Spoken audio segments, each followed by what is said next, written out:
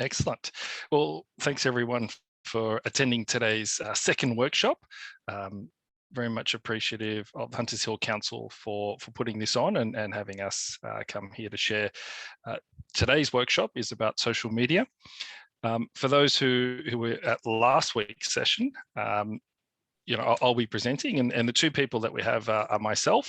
I run the Digital Mavens. I've been a resident from around the area. I actually live in Boronia Park, and so I've been here since 2010. My kids go to school locally. They attend the local sporting clubs, and I guess we're in lockdown now, so I do all my shopping here. So it's great to be able to share my experience and Rachel's experience with each of you.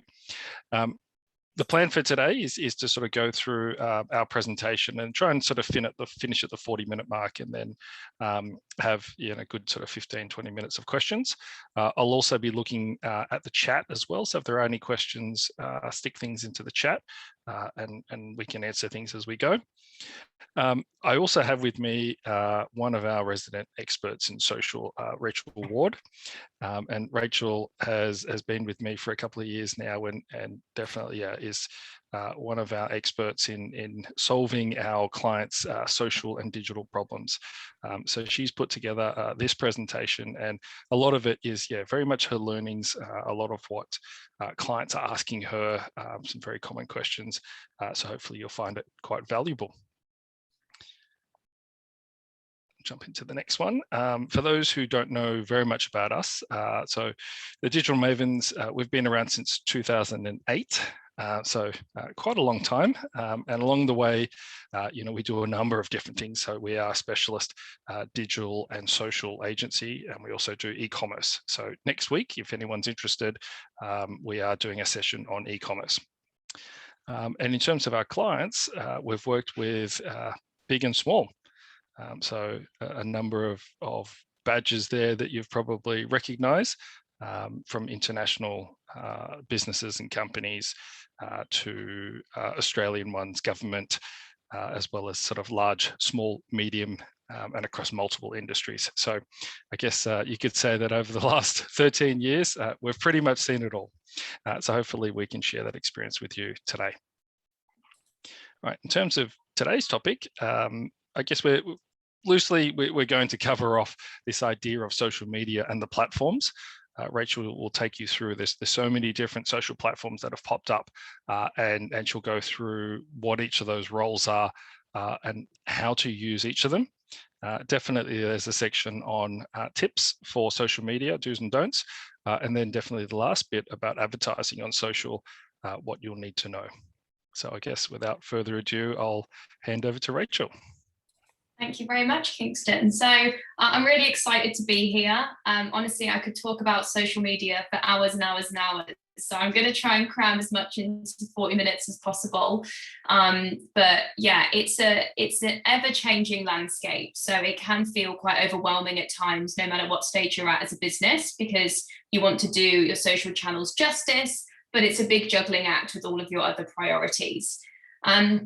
But something that I'm very often asked, which might be on the tip of some of your tongues as well, is a few of these questions. And some of those really burning questions are, what social media platform should I use? What's best for, where are my audience? What's best for my business? What should I post? When should I post? And how often should I post? Are probably some of the burning questions that I often get. So I'll try and give you as much insight as possible to answer those key questions. What I'm going to dive into initially is some of the channels. Now, as you all probably know, there is heaps of social media channels out there now, and new ones pop up out of the blue. TikTok was a massive newcomer that has absolutely, come into the mix and been a real game changer, which does happen every now and then. But from a overarching social media perspective, the 5 types of social media are grouped into different areas. So from a social networking point of view, which is kind of how Facebook started, Facebook, Twitter, and LinkedIn are the primary social networking platforms. Instagram and Pinterest come under the photo sharing category. Video sharing is YouTube, probably non-surprisingly, and TikTok and Snapchat fall into what they call interactive media. And then there's also blogging and community building on Reddit and Tumblr. And you're probably thinking, Rachel, that's great, but what does that really mean for me and my business? So let's go a little bit further into that. So choosing the right social media platform is all about reaching your target audience in the environment that they'd like to be engaged on. Now, that could be tricky, obviously trying to find out where is your target audience. You've got to do a bit of market research, maybe look at what your competitors are doing.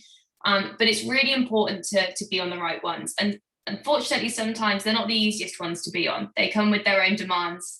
You've got to regularly post, you've got to post in the right formats. It's not always the same on every other platform, but you might need to be in 2 spaces. So there's some of the challenges that people face when they're trying to run social media accounts. Some of these names are probably more common than others, but on the left-hand side, Facebook, Instagram, Twitter, are probably non-surprising that those are the platforms which most consumers use. And also those are the platforms where most consumers follow brands. And that's a really important element to choosing your platform.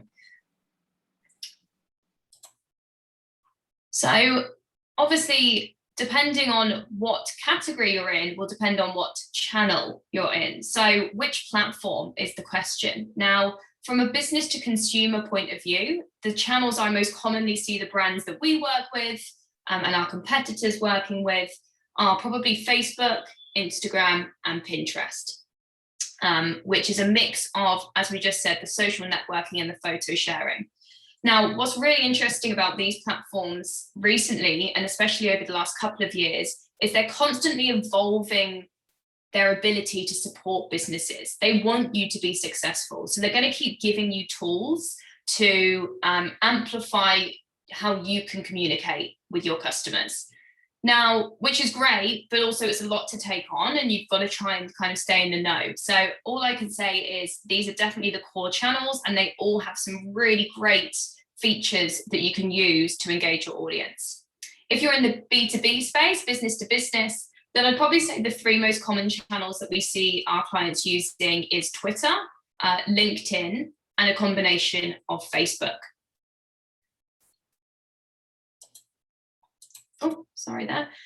So this is just an analysis from a business to consumer point of view as to also to consider what is the role of that channel? Okay, it's great for business to consumer, but what role does that play for me? Why do I need to be on 2 or 3 social channels? Why not just Facebook? Why Facebook and Instagram? And that's a really good question to be asking. So the role of these 3 particular channels for a consumer point of view do differ. So Facebook is really about brand building and customer service. We've actually seen a really significant shift in the last couple of years as to how you don't necessarily get as many emails, maybe about customer service or queries, but you get a lot of direct messages on Facebook. And that has become ever popular in so many different industries that we've been working with our clients in. From a brand building perspective, Facebook is a place where a lot of people search to, search for credibility. Does this business exist? I've seen it somewhere else. Someone recommended it to me.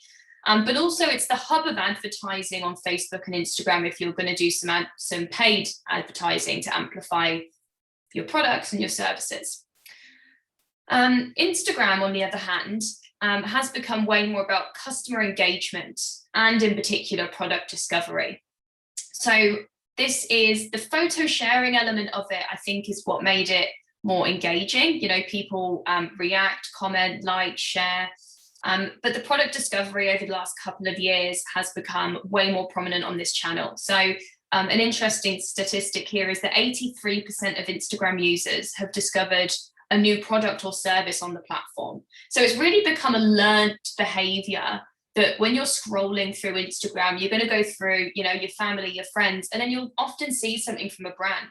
And it's a behavior we've become accustomed to, which is why it's really great to make sure that you're popping up there every now and then, no matter what your service or offering is.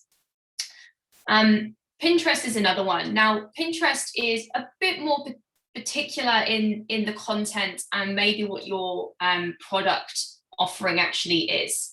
It is really, really about product discovery. Another interesting stat there, that 84% of pinners say Pinterest helped give them ideas on which grocery products to purchase, was something we found out recently for a client, which I thought was really interesting.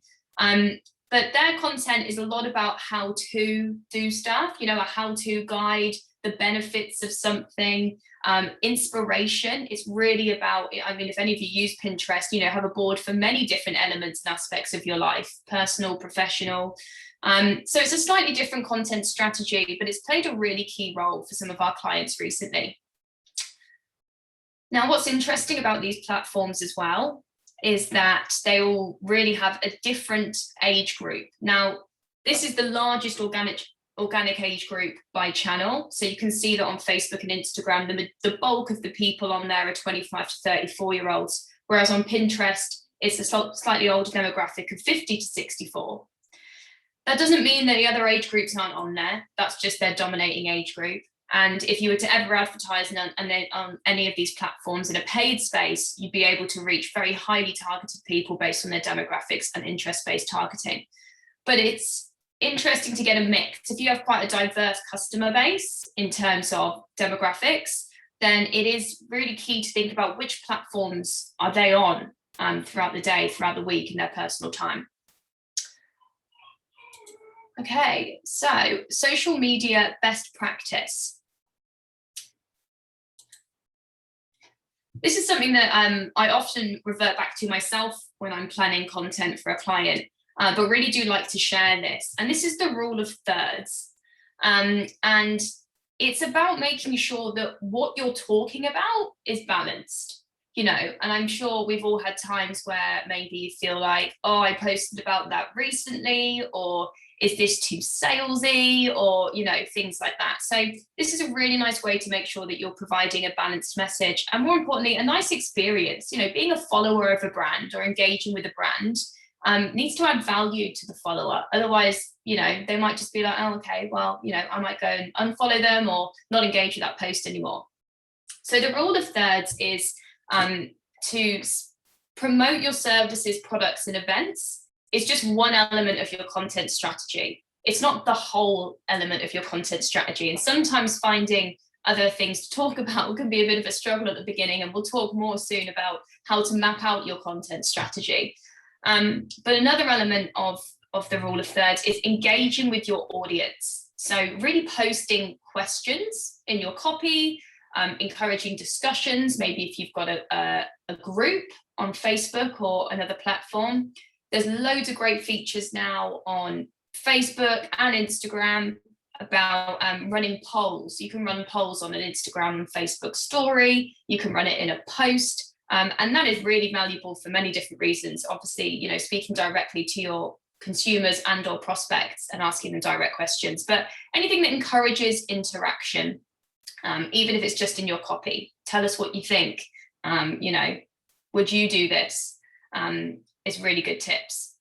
And another element is you could share industry news, useful tips, and trusted resources. It doesn't all have to be about your brand all the time. You can sometimes bring other elements into it.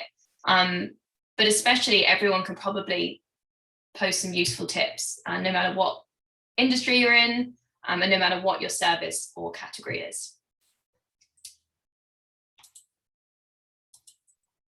So one of the big questions is what content works? Well, that really depends on who your audience is, what your service is, what your products are. But there are loads of different things that you can try. As we just touched on then, asking questions, something that works really well, and especially in the post-COVID world, what we've really seen, you know, from the bigger corporates is them stripping back on how much they're spending on these massive campaigns, you know, all of this production, because last year it was just you know, we can't film stuff, we can't get in a studio, we can't hire models. So they started going down this more raw, organic route, and it worked. You know, some people aren't going to go back to paying for this massive production. So I think the biggest thing with behind the scenes is don't be scared to do it. It can feel a little bit uncomfortable at the start if you've got to be the face of the brand or trying to get confident in front of the camera, or what do I speak about?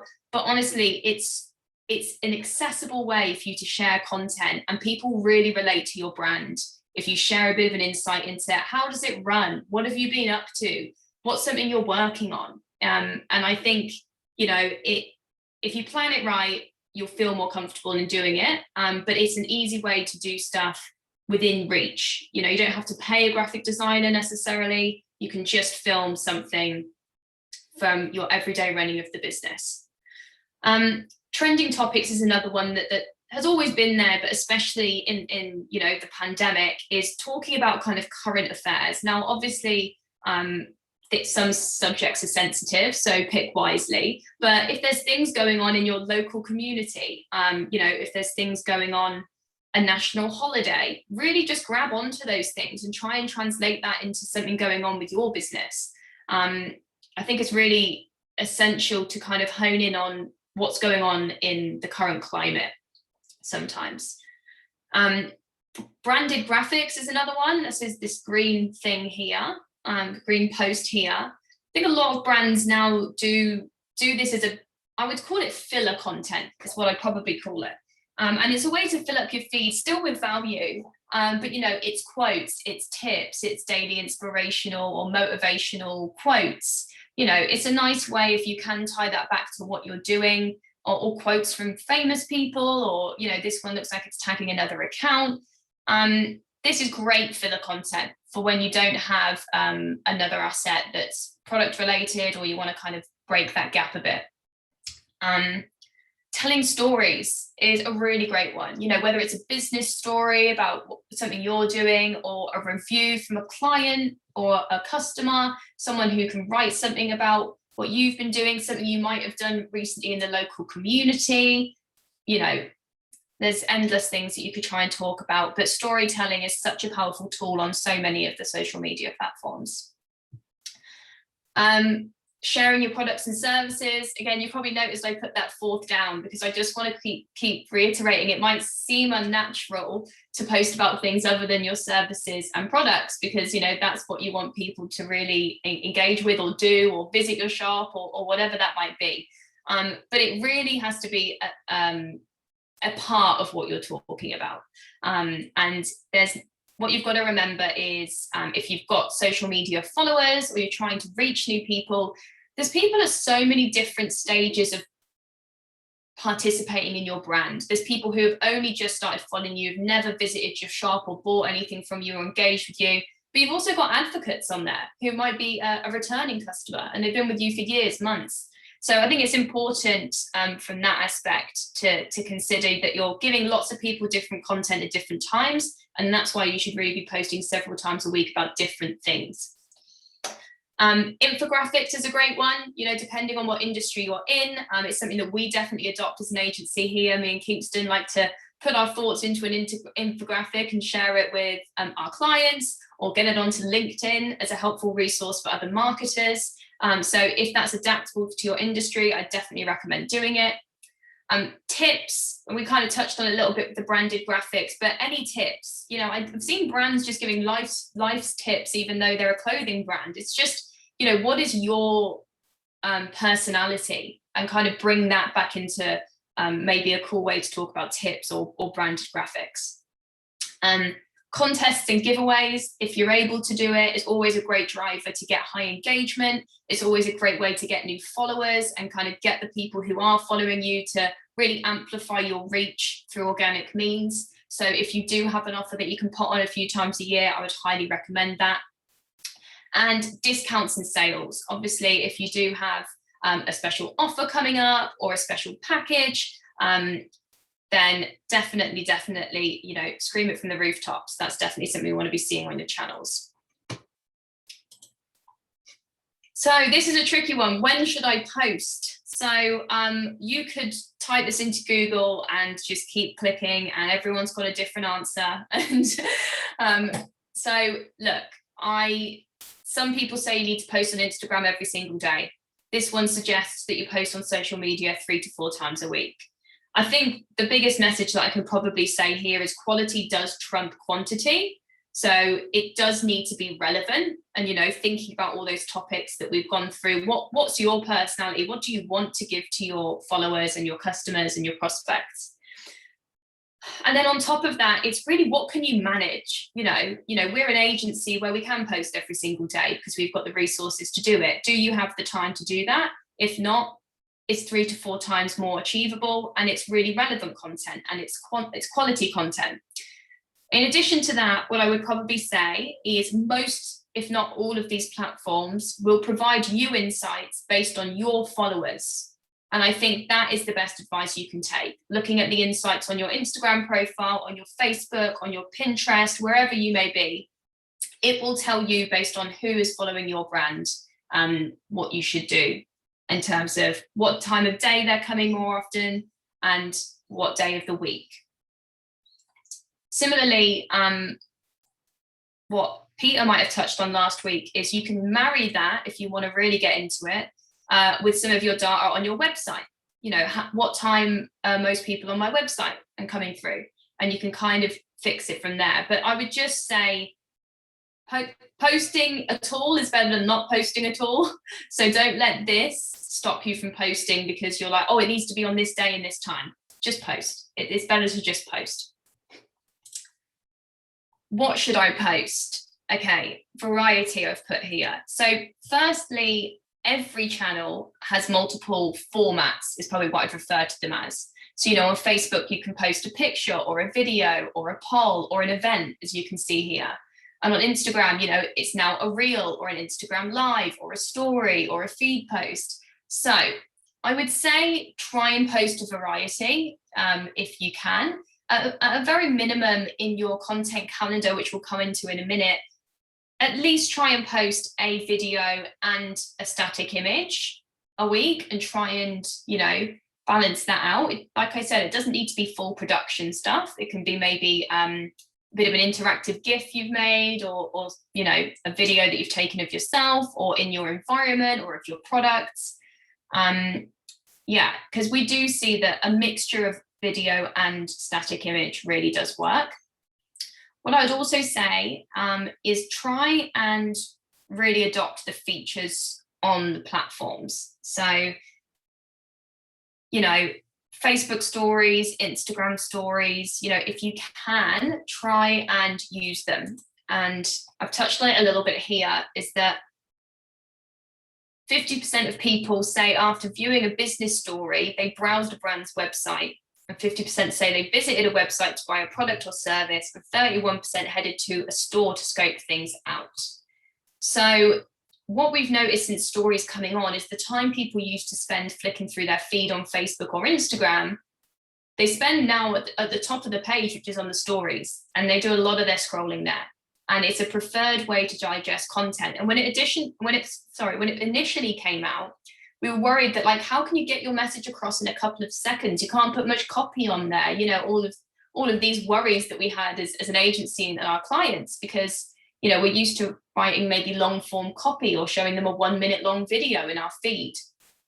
But it is a great way to get people to engage. Like I said, you can ask questions to show your new products. This is showing a tap to view product feature that you can do if you have a catalog. But it's also just a really great way to make sure that you're getting eyeballs on your posts, because the feed can be quite saturated.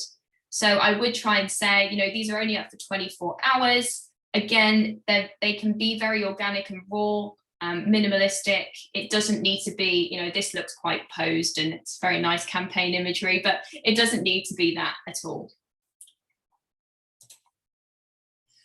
And yeah, just following on from that story post, we could see the viewed product tag. Now, as many of you know, probably from having social media accounts, especially on Instagram, not so much on Facebook, is that trying to get direct links to your website can be quite difficult if you're an e-commerce website, or you're trying to get them to read a blog or book an event or whatever that may be. But if you do have an e-commerce website, what you can do is link your products from your website into a catalog feed on Instagram and Facebook. And this will allow them to shop natively within Facebook and Instagram without leaving to learn more about your products. What it does on Instagram, which is very clever, is it actually lets you tag your products if you've done a feed post. So say you've posted something about, say you sell cupcakes, you can tag that cupcake and say, this is the red velvet cupcake and it's $5 a cupcake. They can click through then to this feed, which is the middle picture, and then they can go to view on your website. So it's a really great way to try and get more clicks to your website eventually, but also getting people to view a lot more of your products. And it's a really fantastic feature. And the e-commerce, sorry, excuse me 1 minute. Sorry, that was my puppy, but she's fine.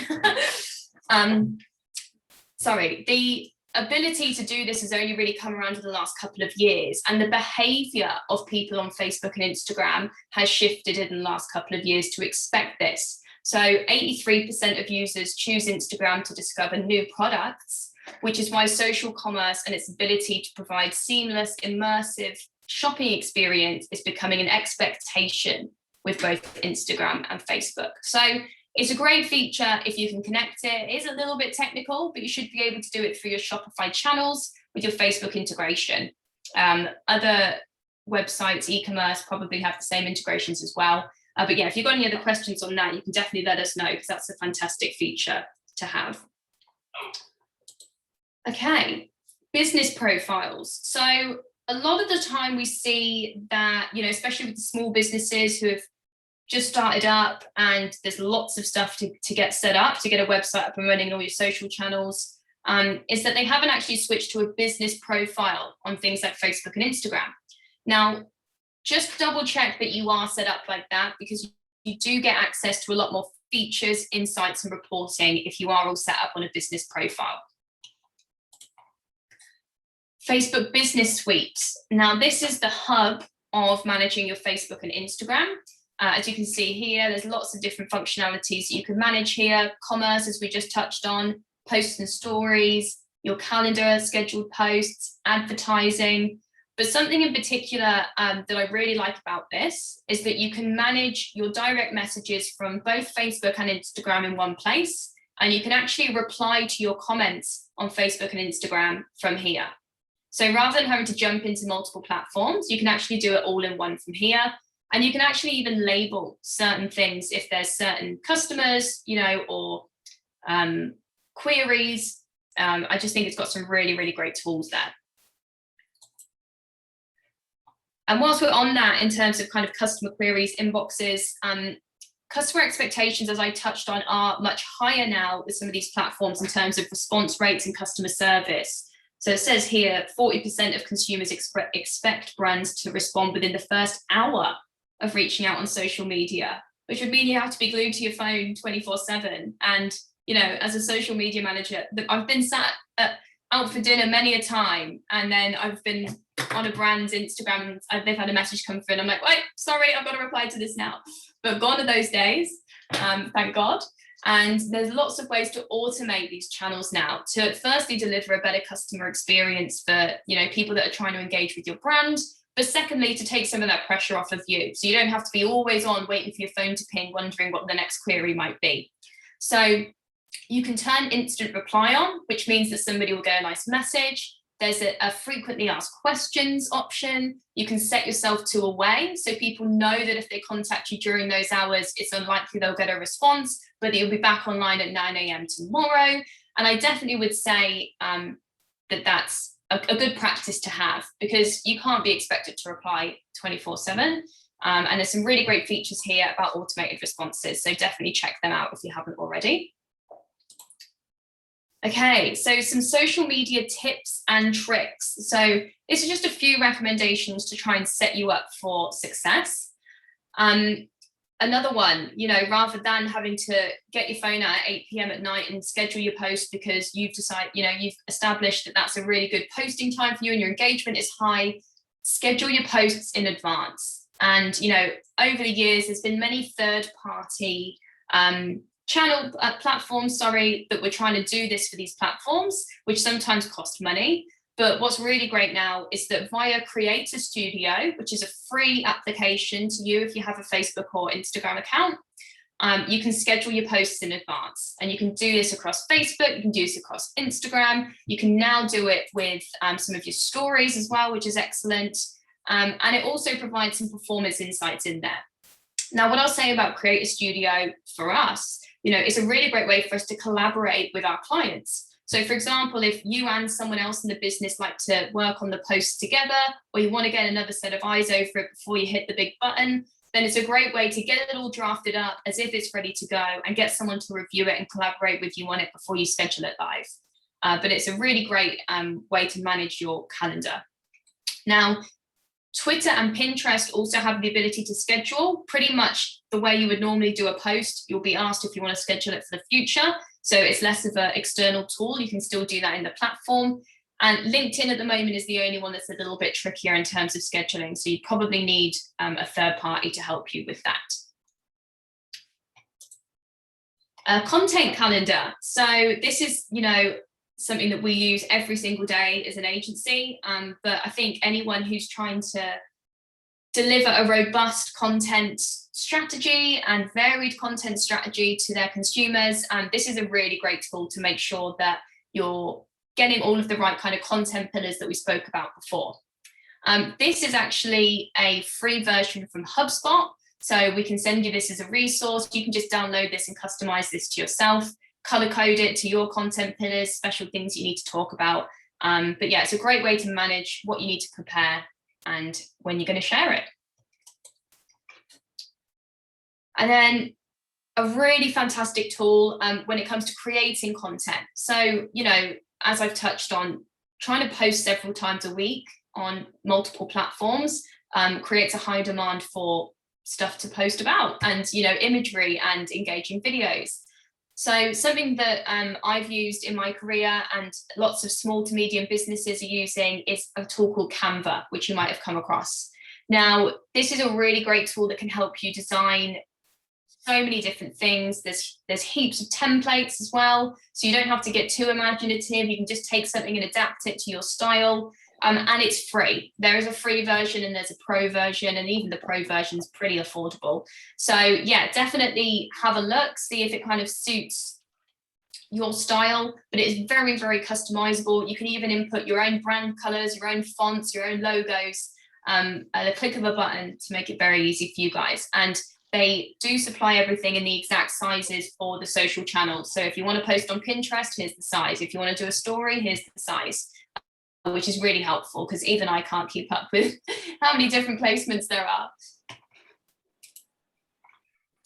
And some other really great resources. So I would definitely recommend subscribing to Hootsuite and HubSpot newsletters. Now, they write some really fantastic content on pretty much all of the workshops we're going to do and more. So every topic will have some blogs on them.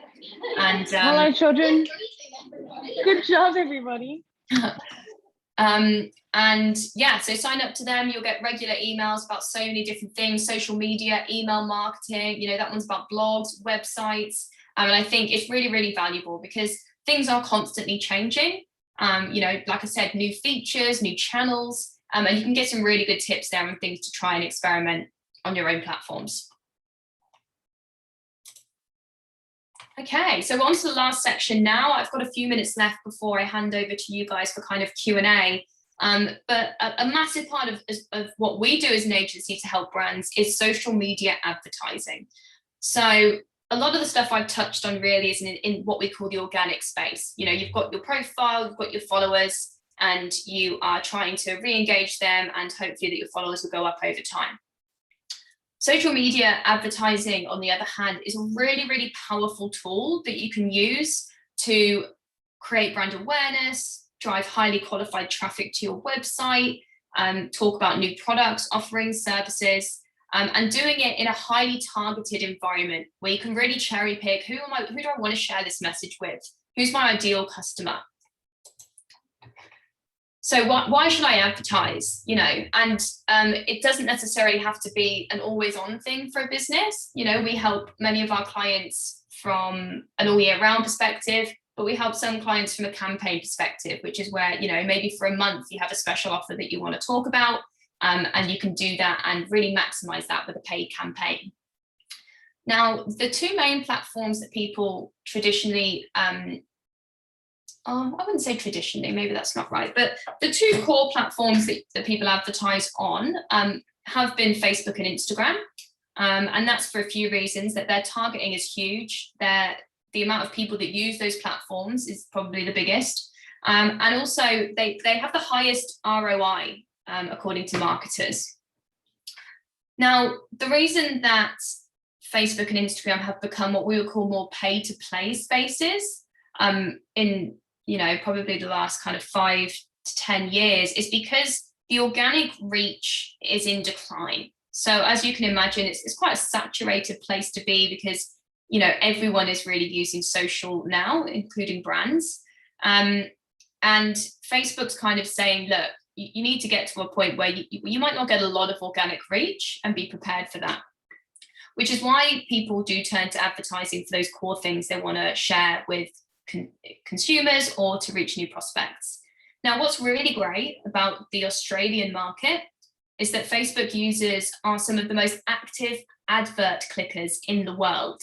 So on average, we click 22 adverts per month versus the global average of 12.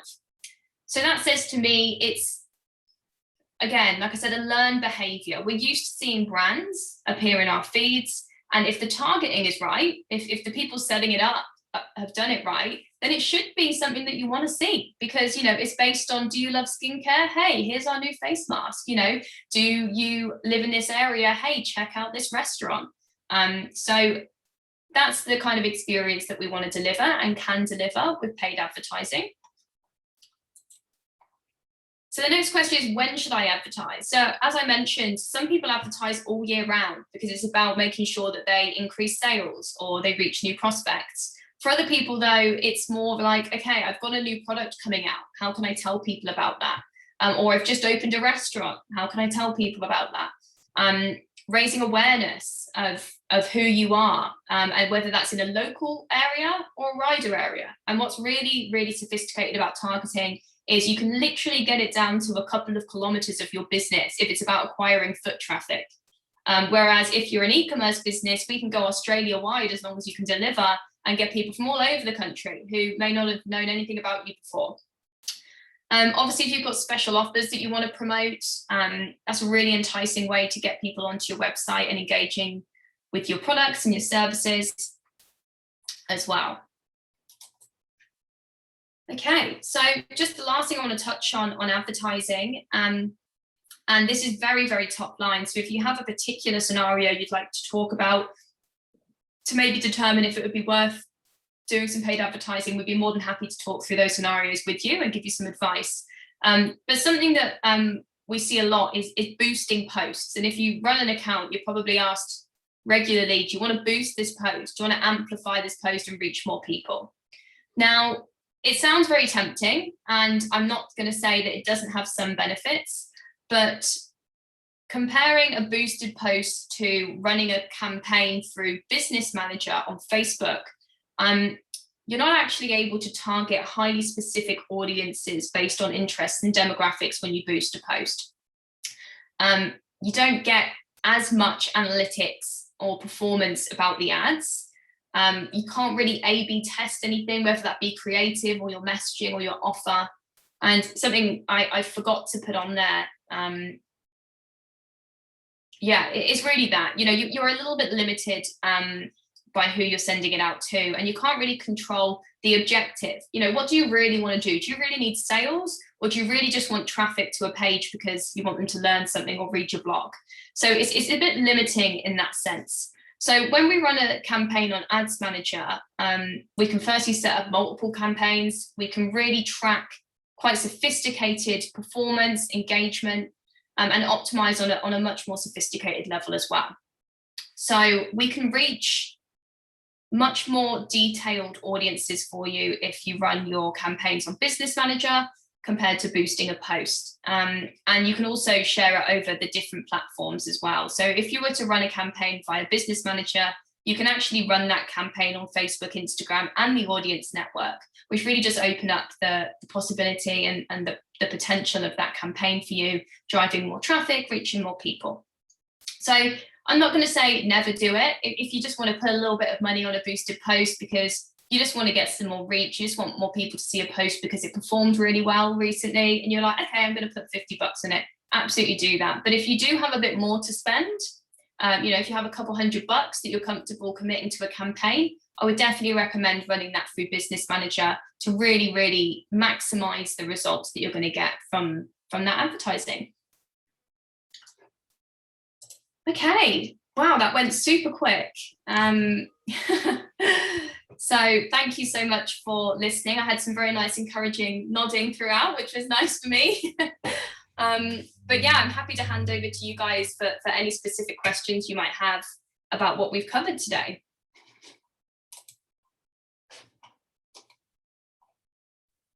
I'm just checking if any questions came in the chat whilst I was talking. I guess something I might be able to ask you guys, if you're happy for me to do so, is how many of you are B2C or B2B? Would be really interesting to know.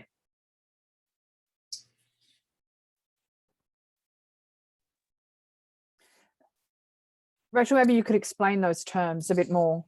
Yes, of course. So business to consumer and business to business. So, is your service or product to a consumer, like us, I love skincare, I love fashion, or is it business to business where you're maybe selling a product that another business might use, like technology, or something similar to that?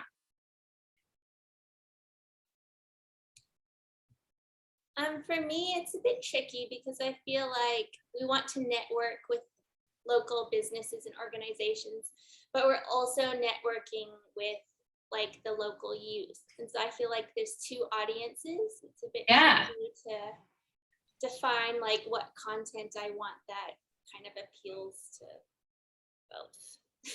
Yeah, well, that's a common thing sometimes, that people are trying to appeal to multiple people at a time. Hopefully some of the stuff that we've discussed, take the pressure off yourself that you don't have to please everyone all the time with your content. As long as you're doing varied content and frequently, if you're trying to post 3-4 times a week, those focuses can be on different pillars. And I think that's the thing, I know probably too well overthinking and, nitpicking all my posts. And I'm like, is this right? Or should I change it? And I'm constantly asking Kingston and Peter can you just read over this? Is this right? But I think many people are trying to speak to many different audiences, and you do sometimes just have to go down one route at a time and just focus that content on them. Rachel, a question on that: when you're going to different, you say you're on the same platform, but you're targeting different people. Mm-hmm. Would you use different branding depending on who you're targeting on that particular platform, or would you keep it all the same? That's a very good question. Look, I'd say that typically you'd like your branding to be consistent, but we have a client at the moment, for example, where, Dermalogica, obviously an international brand, but they have a sub-brand called ClearStar. And ClearStar is for 18 to 24-year-olds, which is a much more playful, brightly coloured campaign. And it does identify differently to their core colour schemes, their messaging. So in that circumstance, we just post that stuff as it is for that brand, even on the same channel, because we're speaking to that audience. So I do think it's fine for you to have different, like you said, branding and identity if there's different elements to your brand. And I think that's fine, as long as you're then still consistent within that category. When you're talking about that particular product or that service, always keep that the same branding. Thank you for that. So I think we've got a hand up. I can't see your name, sorry. Elizabeth. Oh, that's me, sorry. I wanted to know about followers. Whenever I get a new follower, I celebrate, but sometimes they're like a total, BS person or non-existent Yes. Like there's someone that I don't want to spend my energy trying to promote to. So Yeah. I block them. Is that bad? Like I literally will just be like, no, I don't know who you are. You're nothing related to me. You're not a genuine follower. So I block them. Is that bad? Like, look, I mean, do you want like just any numbers? Like, that's completely your preference. I mean, it depends. When you say promote, like, are you direct messaging a lot of your followers on a one-to-one basis sometimes? And in that circumstance, it would be hard to differentiate between kind of your real proper followers and not. No, I'm just a gift shop. So really, like, you know, anyone that sees it, the better, any age group sort of thing. But I just feel like if I'm going to spend the energy and the time doing it, I want genuine people following me who are genuinely interested in what I'm doing. Like, yeah, so you'll find those people are trying to get their follower count up. So what people will do is randomly go and follow loads and loads of other people in the hopes that some people will follow them back. And then what they'll do a week or two later is go and unfollow you because they've then got you as a follower. So you might find that they actually just clear themselves out anyway. Okay. You know, and they're just trying to do it to get your attention, to get you to follow them. It's a bit of a tactic.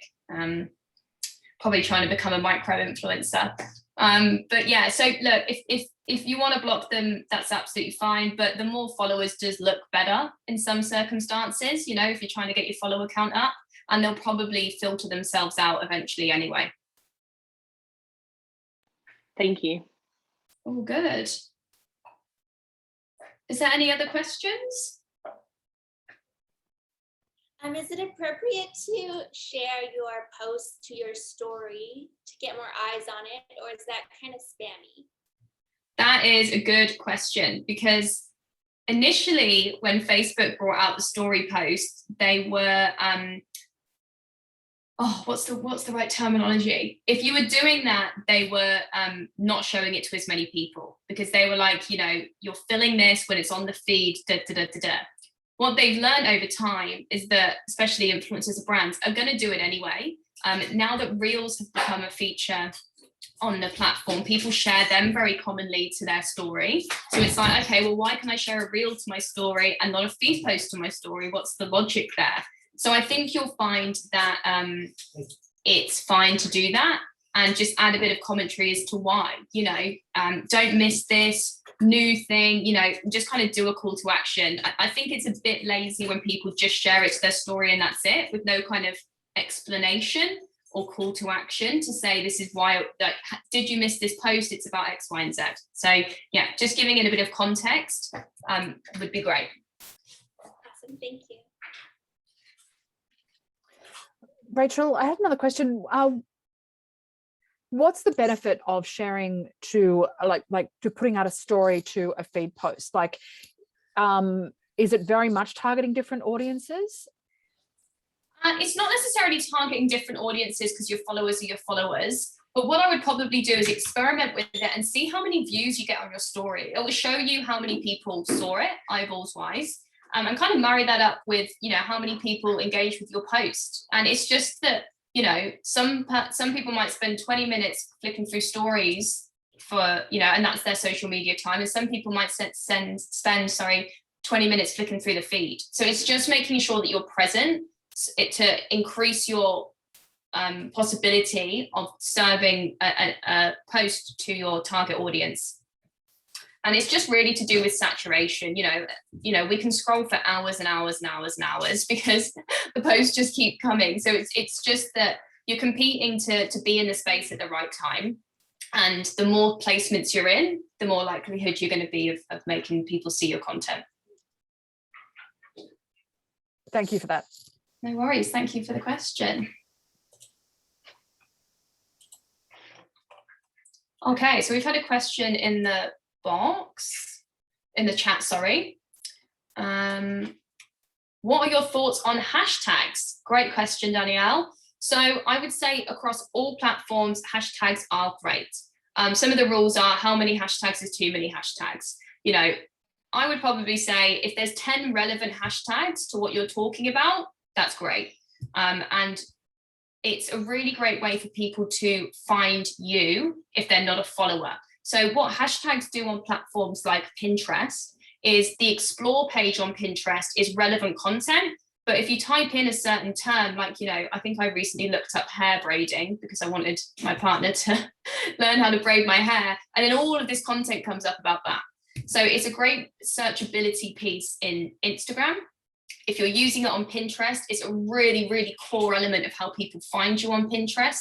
That platform is a lot more related to keywords, which is what I would say base your hashtags on keywords about your brand or your website, your services, your products, and on Facebook as well. So on Facebook, if you do write a hashtag in your copy or at the bottom, people can click through to that hashtag and find kind of related content to that, which is quite a good thing to do from a branded perspective as well, if you do have enough brand terminology, because then if someone clicks on, you know, say you've got a brand hashtag, they'll click on that and see an array of things that you've done in the past, and kind of flick through that as its own feed. Do you think it's wise for people to check out those hashtags first, though, just to make sure that what they're hashtagging is actually what they think it is? Oh, absolutely, yes. So there's a few, you can do some hashtag research literally just in the platforms yourself. Obviously, if you're going to try and pick a niche hashtag to your brand, you do want it to be unique to you, because if you start hashtagging something and another brand's used it, people are going to get this mixed up message. But yes, definitely do your research and definitely just make sure that they're relevant to you. I wouldn't just hashtag Phil in the hopes that it might get more people through to your post. Awesome. One of the things I might just add from my perspective, being a business owner, if you are at some point looking to outsource some social media services to another third party, and if you are online, there's a lots from overseas that will ping your inbox full of very low cost services. Be very careful as to who sets up and owns and runs your page. So, but one of the issues that we've found over time is small businesses don't understand that. They outsource to another business who'll set everything up for them. And in setting up that process, they actually own all the keys to your profile and your business from a social media perspective. And then at some point when you cut ties, they walk away with your social media platform access. And then trying to get that back is not impossible, but it just is difficult to go through that process. So certainly if you are going to do it, then as Rachel mentioned before, set up a business manager page, and then you can set a profile and a role, and then assign that to somebody who can help you do that.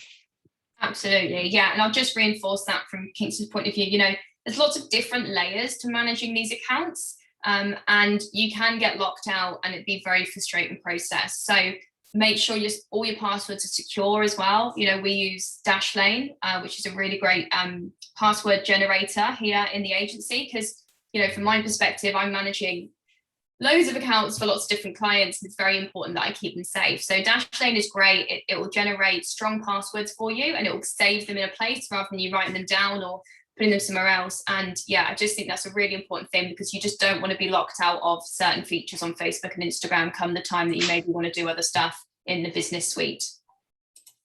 Yeah, definitely. Perfect. All right. Okay, I think we're coming up just on 5 p.m. now, so I think it's probably a good time to finish it off there. Thank you so much to Digital Mavens for doing this. It was absolutely fabulous, and I think we all learnt a lot.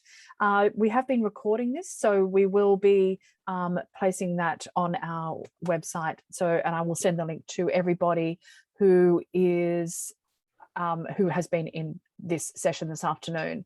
So thank you again to Digital Mavens, and we hope to see you at the next. There's another 2 sessions in this series, so you can go to the Eventbrite page again and click in for the next 2, because they will be really good.